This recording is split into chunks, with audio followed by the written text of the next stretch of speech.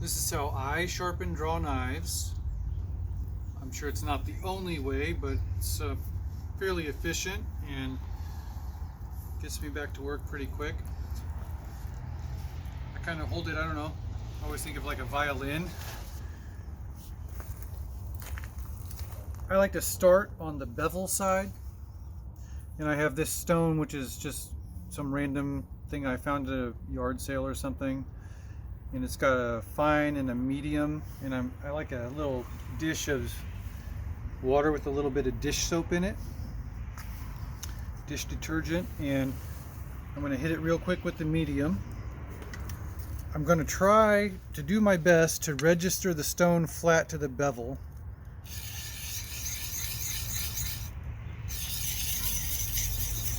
It's good to find some light where you can see the scratch marks the stone is making with each pass, or as you work back and forth across.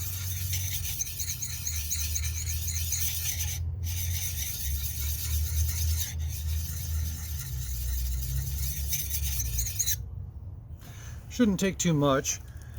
As you're working, as you're using a draw knife, it's good not to let it get so dull that you need a major retune.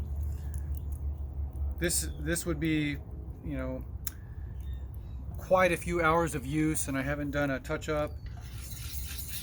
Usually I would just use the fine. Now on the back side, the flat back, same deal. Trying to just register the stone flat on the steel. Circular motions is what I like. On the back, it's crucially important to not roll toward the edge. If it starts getting like a convex lead toward the edge, that will really diminish the performance. On the bevel side, a little bit of convex can be dealt with, but the flatter it is, the better the performance will be. So that's my medium grit. So I've done bevel and back at medium. Now I'm going to do bevel and back at fine. A little bit better purchase there. Try to find that register.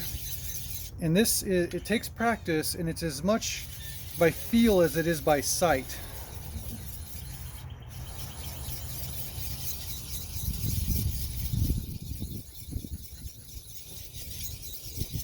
I wish I could recommend a particular stone. I just find them wherever they show up. I've found some at dollar stores that work fine.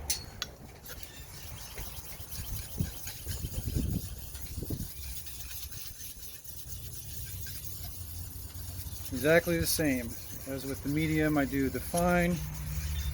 Doesn't take too many passes. Have a shop rag handy. Now I'm totally confident that I could be getting work done right now. This won't shave, but it's got a serviceable edge on it now. I'm just inspecting for any little dings that may remain.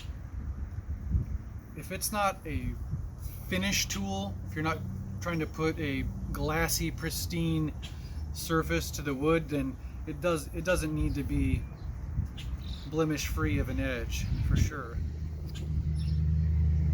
Looks great. From there, I'll strop, and well, there's a couple of different ways to strop a draw knife, maybe more than a couple. Here's as fancy as I go. I have a piece of leather glued to a block of wood. Oh, of course. And I did medium and fine, and then strop.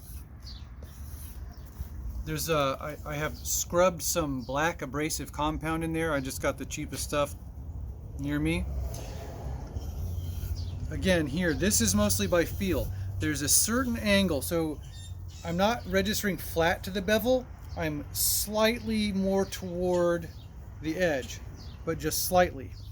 And it's in the feel of how the leather rides across the edge. And I'm just going to do, I don't know, several passes across, not go too crazy. Repeat with the back. Now on the back, just as with the stone, it's crucial to not round over that edge even at a sort of microscopic level.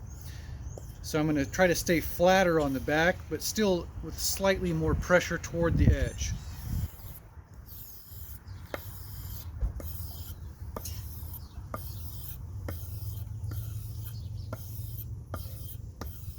Several passes, I don't really count. You can kind of feel if there's a minute burr rolling still toward this side. I don't think so. There, roll a minute burr toward this side. Doesn't really feel like it, but I'm going to do one more quick pass of stropping either side.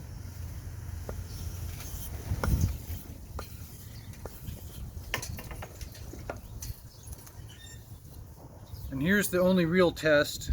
Yeah, that's eagerly biting into a thumbnail, shall we say. That's as sharp as it needs to be to get to work. I could probably shave. Can I shave some hair? Does it matter? It's shaving hair. It doesn't really need to shave to do work, but there it is. That's the process. That's as complicated as I get.